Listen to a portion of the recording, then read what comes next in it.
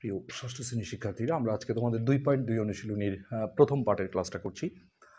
তো আজকে আমরা 1 আর 2 এর সবগুলো অঙ্ক করব। তো 1 নম্বর অঙ্কে ছিল শতকরায় প্রকাশ করো, যেটা তোমরা চতুর্থ না হলেও অন্তত পঞ্চম শ্রেণীতে আসলে করেছো। তো শতকরা মানেই হচ্ছে শতকরা এমন একটা ভগ্নাংশ যার হর 100।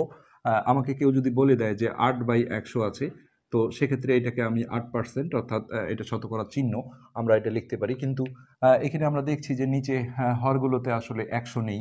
তো এই 100 নিচে আনতে গেলে আমাকে যা করতে হবে সেই কাজটাই আসলে শতকরায় প্রকাশ করার বিষয়।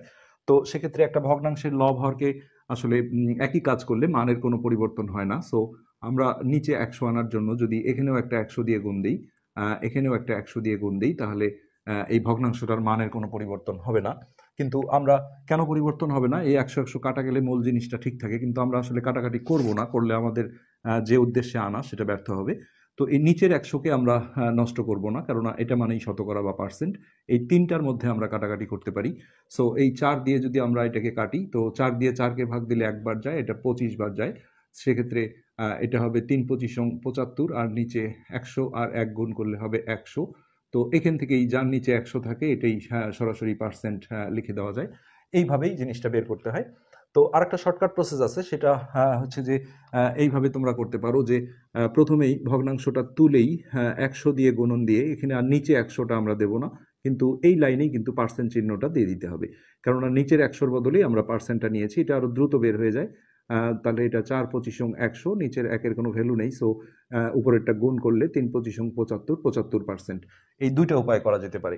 তো আমরা খ নাম্বারে যদি আসি, এখানেও আমরা যদি এই প্রসেসটা করি, তাহলে আমাদের মনে রাখতে হবে যে 100 দিয়ে গুণন দেওয়ার সাথে সাথে আমাকে পার্সেন্ট চিহ্নটা এই লাইনে শিও করতে হবে।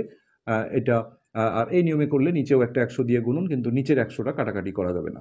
তো এখন আমরা 5 দিয়ে যদি কাটি, 3×5=15, আর এটা 5×20=100।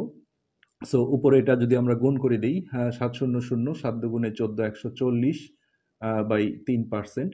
তো এইসব ক্ষেত্রে আসলে দশমিকে গেলে দেখা যায় অনেক সময় অসীম চলতে থাকে এরকম। এই জন্য আমরা এগুলো এই ধরনের অপ্রকৃত ভগ্নাংশ আসলে এটা ভাগ করে আমরা মিশ্র ভগ্নাংশ করে দেব। 3 দিয়ে আমরা 140কে ভাগ করে নিচ্ছি। তো এটা 3×4=12, 13×14=2=0, 3×6=18। তো তোমরা জানো যে অবশিষ্টটা হচ্ছে উপরে যায় আর ভাজকটা নিচে থাকে, কারণ মিশ্র ভগ্নাংশে এখানে প্রকৃত ভগ্নাংশ তৈরি হতে হয়। সো এটা হবে 46 সমস্ত 2/3%, এটাই অ্যান্সার। তো গ নম্বরেও একই অবস্থা, এখানে আমরা প্রথমেই একটা 100 দিয়ে গুণ দিয়ে সাথে সাথে পার্সেন্ট চিহ্ন দিয়ে দেবো এখানেই। তো 5 দিয়ে 5কে ভাগ দিলে একবার যায়, আর এটা 20 বার যায়, নিচের একের ভ্যালু নেই। সো এটা 4×20=80, 80%। খুব দ্রুত বের হয়ে যাবে এইভাবে। এরপরে আমরা ঘ নাম্বারে আসছি, এখানে একটা মিশ্র ভগ্নাংশ আছে, এটা আগে ভেঙে নিতে হবে।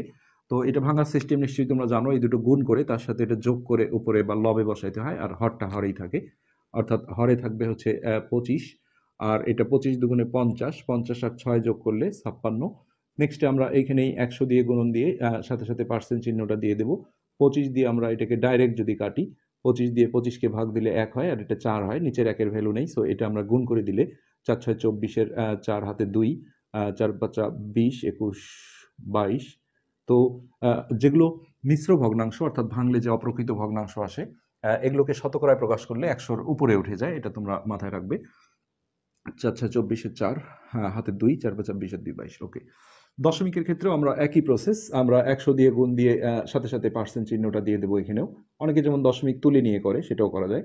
তো এখানে এটা হলো, এটা গুণ করলে তোমরা জানো যে এটা 25 আসবে আসলে, মানে গুণ করলে এরকম হবে 2500, আর ডান দিক থেকে 2 ঘর পর দশমিক, এই শূন্যগুলোর আসলে ভ্যালু থাকে না। সো সরাসরি এটা 25%। কেউ যদি দশমিক তুলে করো, তাহলে নিচে একটা 100 আসবে, দশমিকের জন্য একটা 1 আর দুটো শূন্য, তাহলে যার নিচে 100 আসে তত পার্সেন্ট। এটাও এইভাবেও করা যেতে পারে সরাসরি। তো এখানেও আমরা 100 দিয়ে গুণ দিয়েই সরাসরি পার্সেন্ট চিহ্নটা দিয়ে দেব।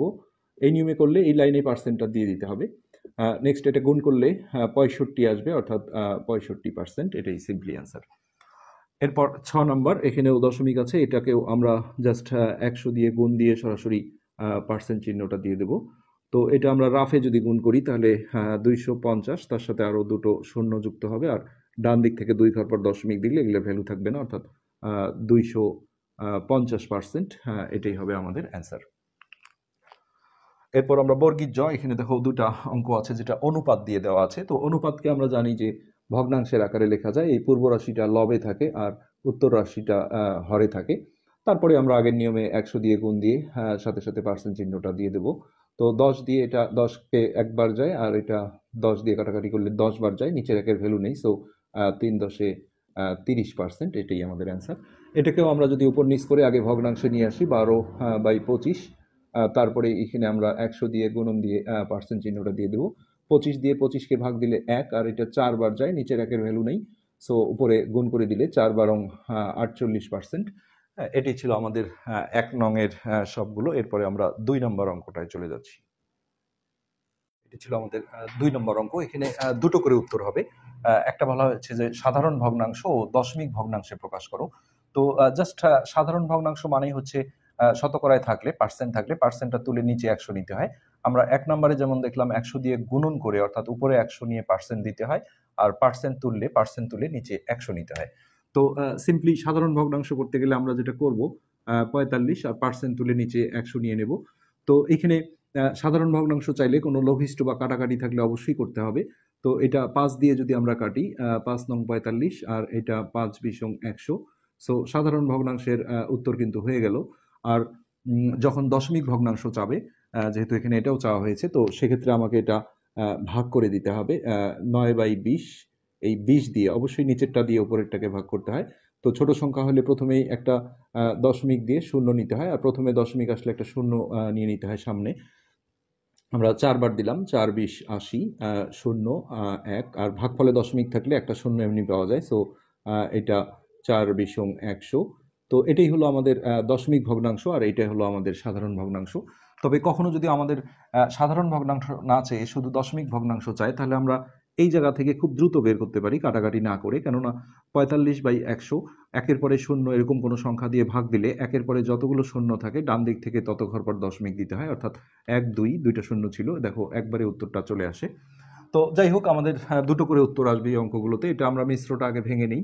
হরটা হরেই থাকবে, আর লবে এই দুটো গুণ করে তার সাথে এটা যোগ করতে হবে। 12 দুগুণে 24, 24 আর একে 25, 25/2%।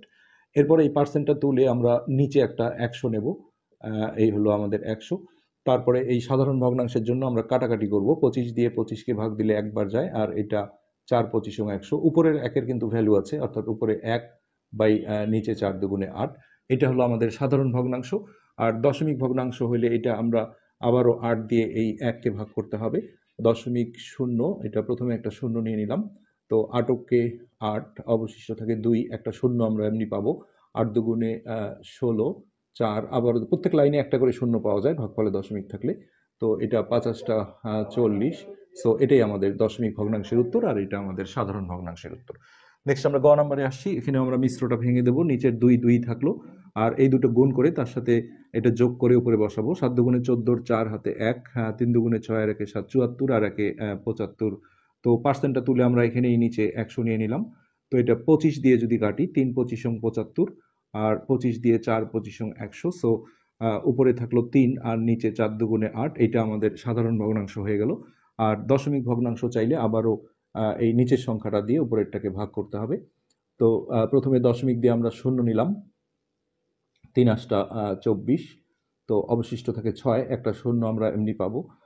7 বার দিলে 27টা 56, অবশিষ্ট 4, আবারও একটা শূন্য এমনি পেলাম আমরা। তো 5 বার দিলে 5 8টা 40। সো এটা হলো আমাদের দশমিক ভগ্নাংশ। লাস্ট অঙ্ক আমাদের, এটা আমরা মিশ্রটা ভেঙে নিই। 4 আর এটা 4 11 44, আর 1 যোগ করলে 45, আর পার্সেন্টটা তুলে আমরা নিচে 100 দিয়ে দিলাম। এটা আমরা 5 দিয়ে কাটছি, 5 নং 45, আর এটা 5 বিশং 100। সো উপরে হলো 9, আর নিচে এটা গুণ করলে 4 20 80। এটা হলো সাধারণ ভগ্নাংশ। আর দশমিক ভগ্নাংশের ক্ষেত্রে আবারও আমাদের এটা ভাগ করতে হবে। দশমিক, এখানে আমরা শূন্য নিলাম। 80, এটা একবার যাবে, 80কে 80, শূন্য, আবারও একটা শূন্য এমনি পাবো। আবারও একবার গেল, 80কে 80, শূন্য 2, আবারও একটা শূন্য আমরা এমনি পাবো। তো আমরা 2 বার দিচ্ছি, 160, শূন্য 4, একটা শূন্য আবারও পাবো। সো 5 বার দিলেই 50, 5 শূন্য 50টা 40, এটা মিলে গেল। সো এটা হলো আমাদের দশমিক ভগ্নাংশ, আর এটা হলো আমাদের সাধারণ ভগ্নাংশ। তো এটি ছিল মূলত আমাদের আজকের পার্টের ক্লাস। যারা যদি তোমাদের ক্লাসটা ভালো লেগে থাকে অবশ্যই চ্যানেলটা সাবস্ক্রাইব করবে। আজকে এ পর্যন্তই, ধন্যবাদ।